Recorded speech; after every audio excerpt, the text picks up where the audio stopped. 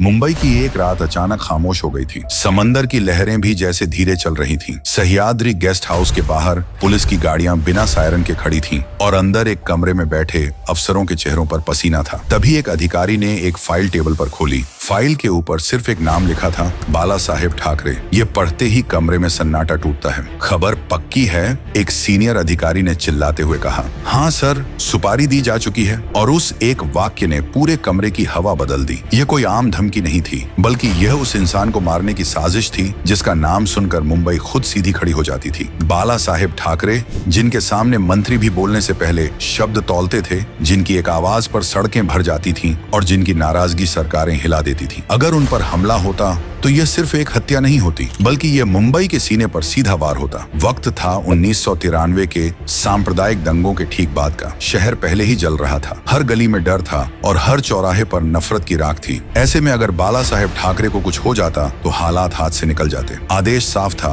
कुछ भी हो जाए इसे रोको। इंटेलिजेंस नेटवर्क पूरी तरह से एक्टिव कर दिया गया। फोन टैप होने लगे, सूत्रों को जगा दिया गया और उसी तलाश में एक नाम बार बार सामने आने लगा। एक ऐसा नाम जो सिर्फ ट्रिगर नहीं चलाता था, बल्कि वह मौत को प्लान करता था। एक प्रोफेशनल किलर, ट्रेंड और ठंडे दिमाग वाला। उसी वक्त हजारों किलोमीटर दूर दुबई में एक आदमी शतरंज खेल रहा था। हर मोहरा सोच समझकर चलाया जा रहा था। 1993 के मुंबई बम धमाकों के बाद उसका नाम दुनिया भर में गूंज चुका था। खुद सामने आना उसके लिए जरूरी नहीं था, और वह नाम था दाऊद इब्राहिम। मैदान में काम संभालने के लिए उसके पास एक खास आदमी था जिसका नाम अब्बू सलेम था। मुंबई उस वक्त अंडरवर्ल्ड का खुला अखाड़ा बन चुकी थी। दंगे, गैंगवार, हथियारों की सप्लाई, सब कुछ एक साथ चल रहा था। करीब 150 हथियार शहर के अलग अलग हिस्सों में बांटे जा चुके थे। जिन्हें ये हथियार मिले थे, उनका मकसद सिर्फ एक था, सड़कों पर खून की नदियां बहाना। शहर में अफवाहें दौड़ रही थीं। अब मुंबई हमारी है, जो सामने आएगा मिटा दिया जाएगा। दीवारों से टकराती ये बातें लोगों के दिलों में घर कर रही थीं। और फिर एक के बाद एक हत्याएं शुरू हो गईं। पहले एक नामी बिजनेसमैन, फिर एक फिल्म प्रोड्यूसर,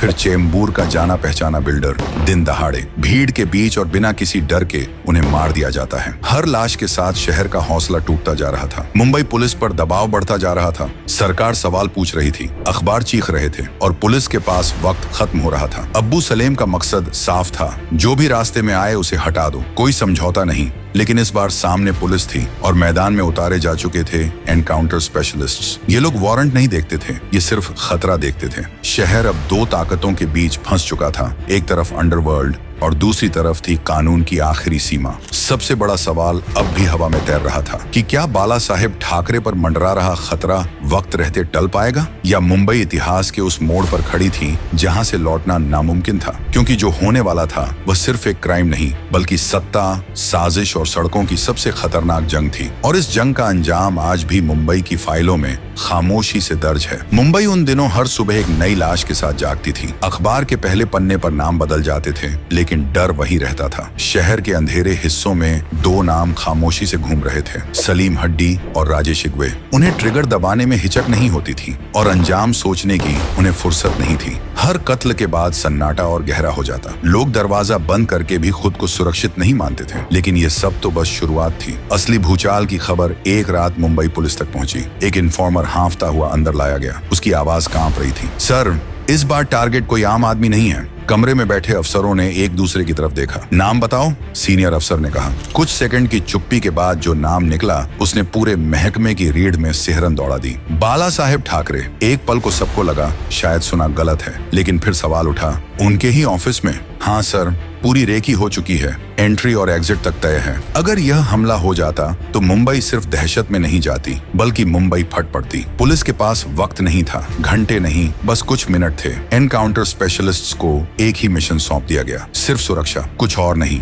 हर गली, हर चौराहा, हर छत, सब निगरानी में था। लेकिन सबसे बड़ा झटका अभी बाकी था। जब फाइल पलटी गई तो उस आदमी का नाम सामने आया जो इस मिशन को अंजाम देने वाला था। कमरे में सन्नाटा छा गया। यह तो हमारे सिस्टम का आदमी है। एक अफसर के हाथ से कागज फिसल गया। राजेश इग्वे, मुंबई पुलिस का ट्रेंड कमांडो, जिसने कभी आतंकवाद रोधी ऑपरेशनों में हिस्सा लिया था, आज वही आदमी डी कंपनी के लिए काम कर रहा था। वर्दी अब उसके लिए बोझ बन चुकी थी, निष्ठा बिक चुकी थी। सवाल उठना लाजमी था, जो आदमी पुलिस की सैलरी लेता था वह अंडरवर्ल्ड की छाव में कैसे पहुंचा? जवाब आसान नहीं था। उस दौर में मुंबई पुलिस और अंडरवर्ल्ड के बीच खुला युद्ध चल रहा था। हर मुठभेड़ के साथ दुश्मनी बढ़ रही थी और उसी अंधेरे में कुछ लोग अंदर से सड़ चुके थे। तत्कालीन पुलिस कमिश्नर ने एक कड़ा फैसला लिया, पहले घर साफ होगा। एक गुप्त लिस्ट बनी अंडरवर्ल्ड से जुड़े पुलिस वालों की। जब लिस्ट पूरी हुई तो उसमें 18 नाम थे। राजेश इग्वे भी उनमें से एक। फैसला सुनते ही घंटों के अंदर सभी को बाहर कर दिया गया। वर्दी उतर गई,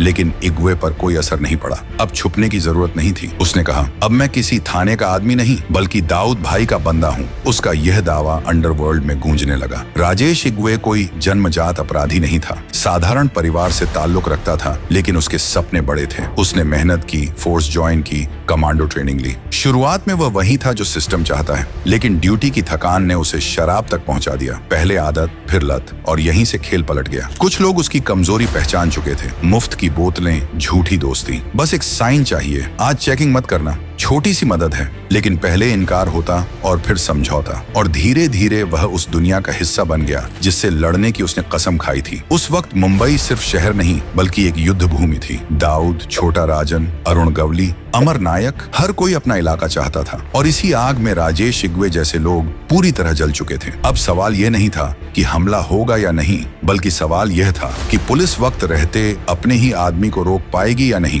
क्योंकि इस बार खतरा बाहर से नहीं बल्कि अंदर से था, और अंदर का दुश्मन सबसे खतरनाक होता है। राजेश इग्वे अब किसी एक तरफ नहीं था। वह कभी अंडरवर्ल्ड का काम आसान करता तो कभी पुलिस की जांच को अंदर ही अंदर खोखला कर देता। दोनों को लगता वह हमारा आदमी है, असल में वो सिर्फ अपना था। जिस थाने में उसकी पोस्टिंग होती वहां उसका मिजाज सबसे अलग होता। कंधे पर वर्दी होती, लेकिन लहजा सत्ता का। मुझे मत सिखाओ क्या करना है, जो करना है कर लो। अब वह अपने सीनियर्स से भी उलझने लगा था। बहस, तकरार और खुली बदतमीजी, ये सब उसकी रोजमर्रा की आदत बन चुकी थी। जो आदमी कभी नियमों की किताब बनकर चलता था, अब वही नियमों को कुचलने लगा था। ईमानदार पुलिस वाले से अंडरवर्ल्ड के एजेंट तक का उसका सफर अब खतरनाक मोड़ पर पहुंच चुका था। 1993 के मुंबई बम धमाकों के बाद पुलिस ने अपनी एक अलग ही लिस्ट बनाई थी। यह मोस्ट वांटेड की लिस्ट नहीं थी, बल्कि यह उन लोगों की लिस्ट थी जो सिस्टम के अंदर रहकर सिस्टम को खा रहे थे। उस लिस्ट में एक नाम तेजी से ऊपर चढ़ रहा था, राजेश इग्वे। कमिश्नर का फैसला सख्त था। एक झटके में उसकी नौकरी चली गई, लेकिन इग्वे के लिए यह अंत नहीं था, यह उसकी असली शुरुआत थी। पुलिस की वर्दी उतरी तो उसने एक पल भी नहीं गंवाया और सीधे डी कंपनी का हिस्सा बन गया। वह अब छुपकर नहीं बल्कि खुलकर खेलना चाहता था। उसी वक्त मुंबई में एक और नाम तेजी से उभर रहा था, अब्बू सलेम। उसका मकसद साफ था, दाऊद की नजरों में ऊपर जाना, और इसके लिए खून सबसे तेज रास्ता था। दूसरी तरफ दाऊद का भरोसेमंद शूटर सलीम हड्डी पहले से ही मैदान में था। अब राजेश इग्वे भी उसी कतार में खड़ा हो चुका था। तीनों की सोच एक थी, डर, और डर फैलाने का तरीका भी एक, दिन दहाड़े हत्या। फिर शुरू हुआ वह दौर जिसने मुंबई को भीतर से हिला दिया। एक बड़े व्यापारी की हत्या, फिर चेंबूर के नामी बिल्डर को गोलियों से भून दिया गया, और फिर आया वह कत्ल जिसने फिल्म इंडस्ट्री तक को दहला दिया, जावेद सिद्दीकी। यह हत्या पैसे या गैंगवार के लिए नहीं थी, बल्कि यह इनकार की सजा थी। दाऊद चाहता था कि एक विदेशी अदाकारा को फिल्म में लिया जाए, लेकिन जावेद ने मना कर दिया, और अंडरवर्ल्ड में ना बोलने की कीमत जान से चुकाई जाती है। आदेश गया, शूटर चले, और जावेद सिद्दीकी की कहानी वहीं खत्म कर दी गई। लेकिन यह तो बस शुरुआत थी। मुंबई पर अंडरवर्ल्ड की पकड़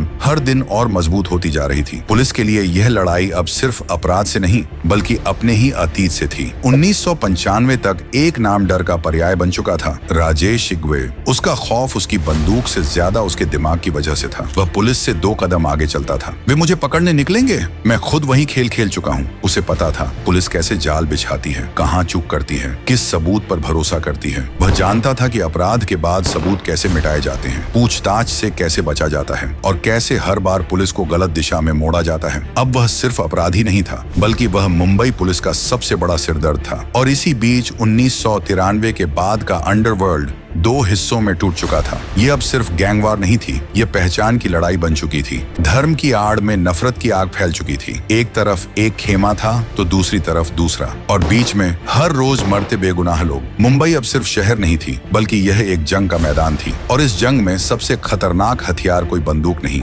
बल्कि वह आदमी था जो कभी कानून का रक्षक हुआ करता था। मुंबई अब किसी कानून से नहीं, बल्कि डर के इशारों पर चल रही थी। अंडरवर्ल्ड के बड़े नाम बस एक फोन करते और शहर के किसी कोने में एक और लाश गिर जाती। सवाल पूछने की इजाजत किसी को नहीं थी। ऑर्डर मिलता था, ट्रिगर दबता था। इसी खून खराबे के बीच अब्बू सलेम के सामने एक ऐसा टास्क आया जो अब तक के हर काम से बड़ा था। टारगेट कोई आम आदमी नहीं था, यह सीधा टकराव था मुंबई की आत्मा से। बाला साहेब ठाकरे। अब्बू सलेम जानता था कि यह काम किसी भी शूटर से नहीं हो सकता। यहाँ ताकत नहीं, पहचान चाहिए थी। ऐसा आदमी जो शक के घेरे में आए ही नहीं। कई नाम सोचे गए, कई काट दिए गए, और फिर एक नाम पर सब रुक गया। राजेश इग्वे, एक हिंदू, एक एक्स पुलिस वाला, एक ऐसा चेहरा जिसे देखकर दरवाजे अपने आप खुल जाते थे। अगर कोई ठाकरे तक पहुंच सकता था तो वही था, लेकिन यह रास्ता आसान नहीं था। ठाकरे तक पहुंचना मतलब मौत को छूकर लौटना था। उनके ऑफिस में हर कदम खतरे से भरा था, पर इग्वे डरने वालों में से नहीं था। उसके लिए डर एक पुरानी आदत थी जिसे वह कब का छोड़ चुका था। वह जानता था या तो यह मिशन उसे अमर बना देगा या फिर जमीन के नीचे पहुंचा देगा। उसने अपॉइंटमेंट ली। तारीख तय हुई 7 नवंबर 1995, एक ऐसी तारीख जो मुंबई के इतिहास में सबसे खतरनाक दिनों में गिनी जाने वाली थी। प्लान सीधा था, ऑफिस में एंट्री, कुछ मिनट की बातचीत और फिर गोली, बस इतना ही। लेकिन शहर में हर बार अंडरवर्ल्ड की चाल आखिरी नहीं होती। मुंबई पुलिस को आखिरी वक्त पर खबर मिल गई कि ठाकरे के ऑफिस पर हमला होने वाला है। इतना सुनते ही पूरा महकमा हरकत में आ गया। एनकाउंटर स्पेशलिस्ट्स को तुरंत तैनात किया गया। हर रास्ता, हर मोड़, हर एंट्री पॉइंट निगरानी में आ गया। उधर इग्वे पुलिस कॉलोनी में छिपा बैठा था, घड़ी की सुइयों को घूरते हुए। उसे लग रहा था इस बार वह इतिहास लिखने जा रहा है, पर उसे यह अंदाजा नहीं था कि इस बार शिकारी की भूमिका किसी और के हाथ में है। जैसे ही वह कॉलोनी से बाहर निकला, चारों तरफ से गाड़ियां आकर रुकी। घेरा कस चुका था, भागने का कोई रास्ता नहीं था। सामने खड़ा था ऑफिसर कादिर खान। आवाज आई, रुक जाओ इग्वे, अब खेल खत्म है। लेकिन इग्वे ने वही किया जो वह हमेशा करता आया था। उसका हाथ कमर की तरफ बढ़ा, गन बाहर आई। 1 सेकंड का फैसला और उसी पल हवा चीरती हुई गोलियों की आवाज गूंजी। कादिर खान की फायरिंग सीधे निशाने पर थी। राजेश इग्वे जमीन पर गिर पड़ा। जिस आदमी ने कभी कानून की रक्षा की शपथ ली थी, वही आदमी कानून की गोली से मारा गया। उस दिन मुंबई ने एक बहुत बड़ा तूफान टलते देखा। बाला साहेब ठाकरे जिंदा थे, शहर बच गया था। मुंबई पुलिस ने एक बार फिर साफ कर दिया था कि अंडरवर्ल्ड चाहे जितना भी ताकतवर हो, कानून से ऊपर नहीं है। लेकिन कहानी यहीं खत्म नहीं होती, क्योंकि आज भी एक सवाल हवा में तैरता है। अगर राजेश इग्वे बाला साहेब ठाकरे के ऑफिस के अंदर तक पहुंच जाता तो क्या पुलिस उसे रोक पाती, या फिर इतिहास की किताबों में एक बिल्कुल अलग अध्याय लिखा जाता? आप क्या सोचते हैं? अपनी राय कमेंट बॉक्स में जरूर लिखिए। और अगर यह कहानी आपको बांध कर रख पाई हो तो वीडियो को लाइक करें, शेयर करें, क्योंकि ऐसी कहानियां सिर्फ सुनी नहीं जाती, याद रखी जाती हैं। फिर मिलेंगे एक और सच्ची, एक और सनसनीखेज कहानी के साथ। धन्यवाद।